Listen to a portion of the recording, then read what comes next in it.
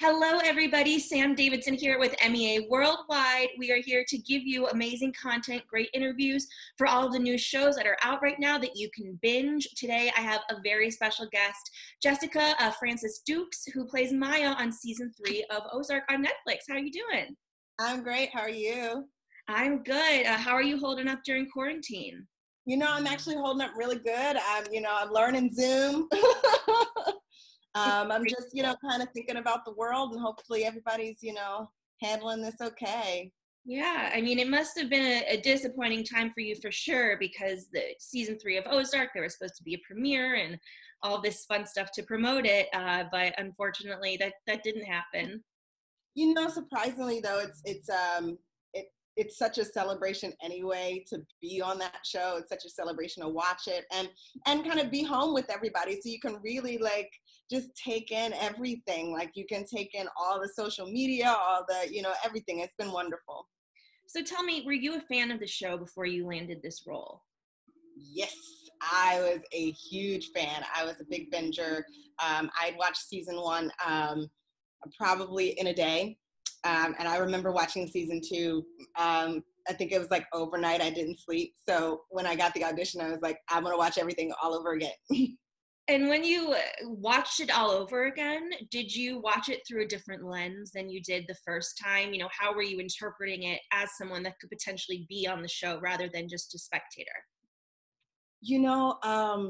I should probably look in the camera. I'm gonna look in the camera so I can talk to you.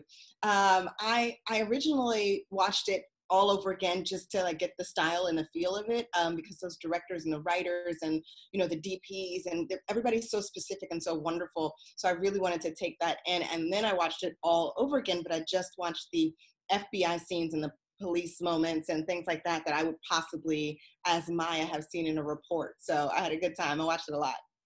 So tell us a little bit about Maya and how her backstory plays into what unfolds during the season.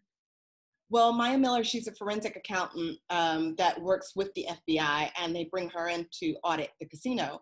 And the beautiful thing that you find out about Maya is her backstory kind of comes from people like this that, take advantage of people and their money and things like that. So she's kind of got a sort of I think Wendy, Laura Linney's character calls her a crusader. Like her focus is taking down people like Marty. Mm-hmm. And something that I found really interesting throughout the show that really put everybody on edge for whatever reason is that Maya was pregnant. And you're like, oh my God, is something Maya going to happen to Maya's baby?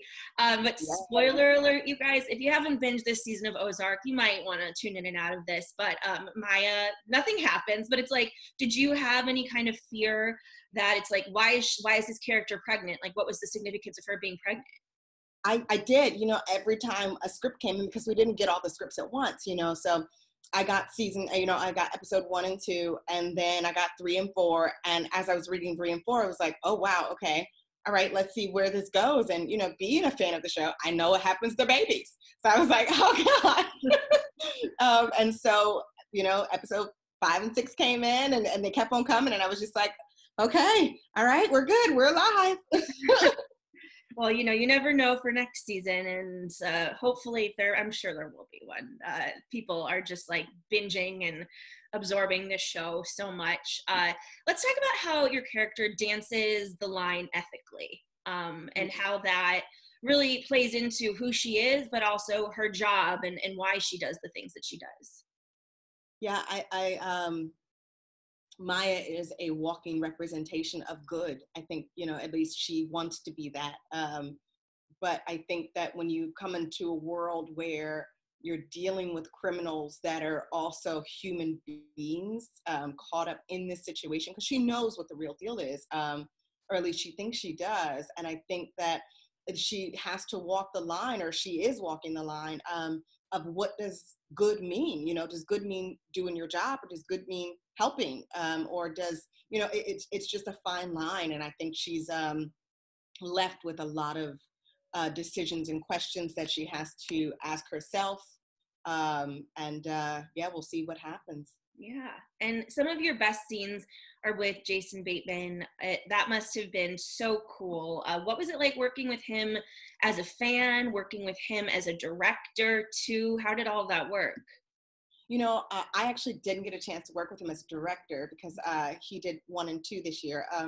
But anytime he's in the room, everybody has such a shorthand with each other. And I feel like it's such a team effort. And uh, working with him was like a master class in working on set. You know what I mean? Like how he communicates with, the director, and how he communicates with the DP or or camera A or camera B. And it really helped me understand the world that I was in even more. And I asked him so many questions, and he was always like, yeah, ask me whatever, ask me whatever. And he would give me so much wonderful advice. And I was like, well, can I come even when I'm not called, because to get a chance to be on that set with those masters, I wanted to be there as much as possible. And working with him, it was just, I was taking notes every 5 seconds.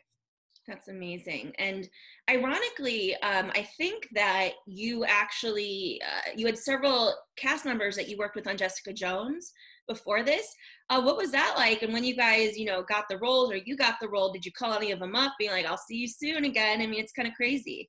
Well, Grace on Jessica Jones was so in the mix of Trisha's world that I didn't actually meet any of those other people. I didn't meet Janet McTeer's character. I didn't meet Lisa Emery's character. So I just knew their work. I didn't necessarily know them. But I'm friends with McKinley, who plays Trevor Evans. So he was my only person that I was just like, okay, I'm coming in. What do I need to know? And then Kevin L. Johnson, who plays Sam Dermody, he contacted me on Twitter and was like, welcome to the family. So I kind of met people as I went, but my Jessica Jones girls, the minute I saw them, I was like, hi. Oh, that's so cool. I love that. It's Hollywood's such a small world, right? Yeah, it really is. And I know that you also have a background in theater and were doing some theater before you got this role. What's it like stepping, in between doing theater and then doing TV? And, the pacing of this television show is very different and unique than a lot of other series. So was it kind of jarring jumping between one and the other, or was it like an easy transition? No, I think for me, theater is the love of my life.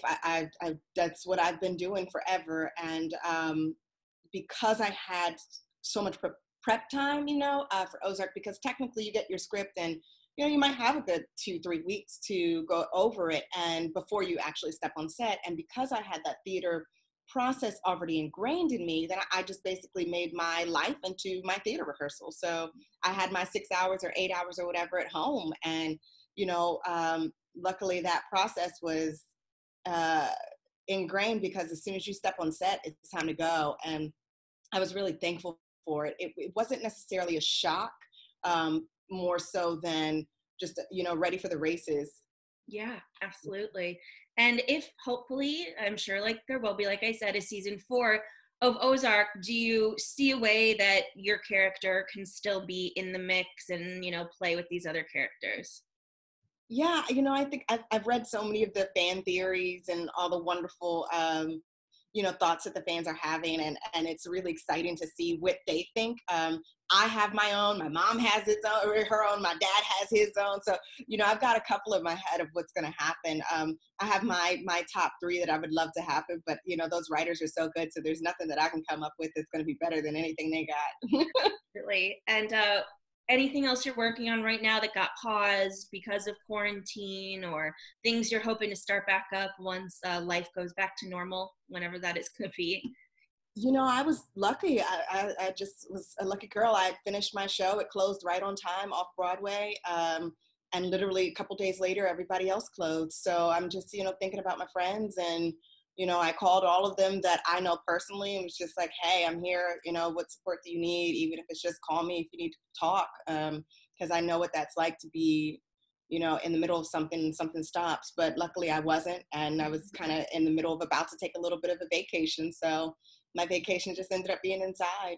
Oh man. Well, that's a very good and sad thing at the same time. Yeah, yeah. Well, thank you so much for joining us, everybody. Please, please, please make sure to tune in to the 3rd season of Ozark. You can binge all the episodes on Netflix. And where can everyone find you on social media to catch up with what you're doing? You can go to Instagram. It's just my whole name, Jessica Francis Dukes, and then on Twitter at Jessie F. Dukes. Awesome. Thanks, Jessica. And thank you, Thank everyone. you. We'll see you next time. Bye. Thanks so much for having me. Of course, it was a pleasure, Jessica. Good luck with everything. Thank you. Bye.